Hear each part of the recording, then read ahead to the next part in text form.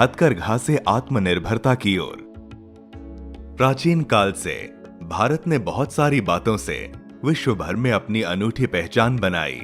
इनमें एक है भारतीय वस्त्र। हथकरघा का संदर्भ वेदों में प्राप्त होता है और सिंधु घाटी सभ्यता में इसके प्रमाण प्राप्त हुए हैं। दुनिया के अन्य किसी भी देश में वस्त्र कला की इतनी व्यापक और समृद्ध परंपरा शायद ही देखने को मिले। हथकरघा कपड़ों को तैयार करने की कला और उसको तैयार करने की जटिल प्रक्रिया अपने आप में अद्वितीय है। देश में ब्रिटिश शासन और मशीनीकरण के आगमन के साथ भारत बेहतरीन मलमल और रेशम के निर्यातक से कच्चे कपास के निर्यातक में बदल गया और देश मशीन से बने आयातित धागे और कपड़े से भर गया।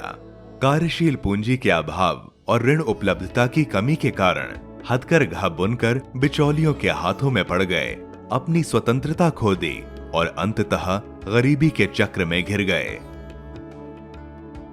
1985 के बाद से और विशेष रूप से 90 के उदारीकरण के बाद हथकरघा क्षेत्र को एक बार फिर सस्ते आयात से प्रतिस्पर्धा का सामना करना पड़ा। बिजली करघा द्वारा हथकरघा डिजाइन की नकल भी की जाने लगी, जिससे हथकरघा बुनकर और भी प्रभावित हुए। ऐसी प्रतिकूल परिस्थितियों के बावजूद हथकरघा बुनकर अपनी कला को अपने धैर्य और दृढ़ता के माध्यम से जीवित रखने में सफल हैं। चौथी हथकरघा जनगणना 2019-2020 के अनुसार देश में 27 लाख हथकरघा हैं और 31 लाख हथकरघा परिवार प्रत्यक्ष या परोक्ष रूप से रोजगार के लिए इस क्षेत्र पर निर्भर हैं। हथकरघा बुनकरों में 78% महिलाएं हैं। हथकरघा उद्योग भारत की ग्रामीण आबादी के लिए एक प्रमुख रोजगार प्रदाता है।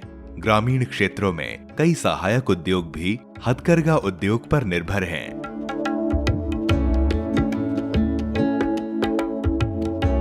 फिर वर्ष 2015 में माननीय प्रधानमंत्री श्री नरेंद्र मोदी जी ने एक विशेष पहल की और स्वदेशी आंदोलन को आगे बढ़ाने के लिए राष्ट्रीय हथकरघा दिवस की शुरुआत की।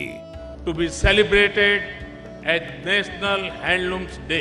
इस पहल ने हथकरघा बुनकरों के जीवन में जैसे आशा की नई किरण जगा दी है। महात्मा गांधी ने चरखे से देश को आत्मनिर्भर बनाने का स्वप्न देखा था और प्रधानमंत्री ने उसी स्वप्न को साकार करने का बीड़ा उठाया है। नाबार्ड ने हम मानते हैं कि देश को आत्मनिर्भर बनाने की मुहिम में हथकरघा की अहम भूमिका हो सकती है। 1982 में अपनी स्थापना के समय से ही नाबार्ड लघु उद्योगों, कुटीर और ग्राम उद्योग, हस्तशिल्प और अन्य ग्रामीण हस्तकलाओं के विकास के लिए कार्य करता रहा है। लक्ष्य था इस क्षेत्रों के विकास से एकीकृत ग्रामीण विकास को बढ़ावा देना और ग्रामीण क्षेत्रों की समृद्धि हासिल करना। नाबार्ड ने सुधा हथकरघा बुनकरों के लिए कौशल उन्नयन और डिजाइन विकास योजना से बाजार सर्वेक्षण, डिजाइन विकास, कौशल उन्नयन के लिए प्रशिक्षण इत्यादि के लिए अनुदान सहायता के माध्यम से हथकरघा उत्पादों की गुणवत्ता में सुधार किया। इस क्षेत्र में आधुनिकता लाने के लिए निफ्ट के साथ सहयोग किया गया। ग्रामीण अर्थव्यवस्था में हथकरघा के महत्व को समझते हुए नाबार्ड ने क्लस्टर विकास और off farm producer organisation OFPO योजना की भी शुरुआत की। इन योजनाओं का उद्देश्य बुनकरों के सामने आने वाले विभिन्न मुद्दों जैसे कौशल अंतराल, सरलता से ऋण पाना, बाजार से जुड़ाव आदि विषयों पर ध्यान देना है। ऋण के माध्यम से विकास नाबार्ड का नीति वाक्य है। नाबार्ड शुरू से ही पुनर्वित्त सहायता के माध्यम से हथकरघा क्षेत्र को पर्याप्त ऋण की सुविधा प्रदान करता रहा है।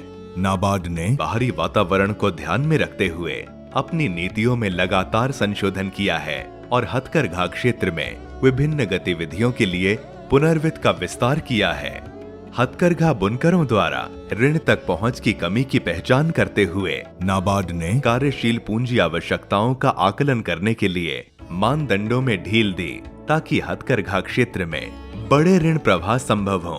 हथकरघा निगमों को सशक्त करने के लिए बैंकों को पुनर्वित्त सहायता प्रदान की जाती है। नाबार्ड ने विभिन्न हथकरघा उत्पादों के संबंध में समय समय पर वित्त के पैमाने में संशोधन किया है। हथकरघा क्षेत्र को पुनर्जीवित करने के प्रयास में भारत सरकार ने हथकरघा क्षेत्र के लिए रिवाइवल, रिफॉर्म और रिकंस्ट्रक्शन RRR पुनरुद्धार, सुधार और पुनर्गठन पैकेज लागू किया। नाबार्ड ने इस पैकेज को लागू करने में बहुत महत्वपूर्ण भूमिका निभाई है। इसके अलावा नाबार्ड की सब्सिडरीज हथकरघा गतिविधियों के लिए प्रत्यक्ष ऋण सहायता प्रदान करती है।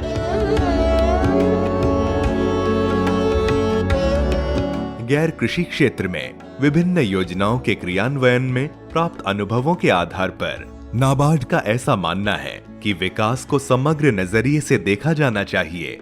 टुकड़े टुकड़े में समस्याओं को देखने और उनके समाधान से सार्थक परिणाम प्राप्त होना कठिन है। इसी दृष्टिकोण को ध्यान में रखते हुए नाबार्ड ने गैर कृषि क्षेत्र में उत्पादक संगठनों का समर्थन करने के लिए योजना शुरू की। इस योजना के मूल में प्राथमिक उत्पादक होता है। प्राथमिक उत्पादों की सहभागिता से समस्याओं की पहचान और उनके समाधान खोजे जाते हैं और उसी के आधार पर परियोजनाएं तैयार की जाती हैं। परियोजना में इस बात का विशेष ध्यान रखा जाता है कि उत्पादक संगठन व्यावसायिक मानदंडों पर सतत आधार पर कार्य करें। नाबार्ड ने वर्ष 2016 में मौजूदा क्लस्टर में गैर कृषि क्षेत्र में उत्पादक संगठनों के गठन की शुरुआत की।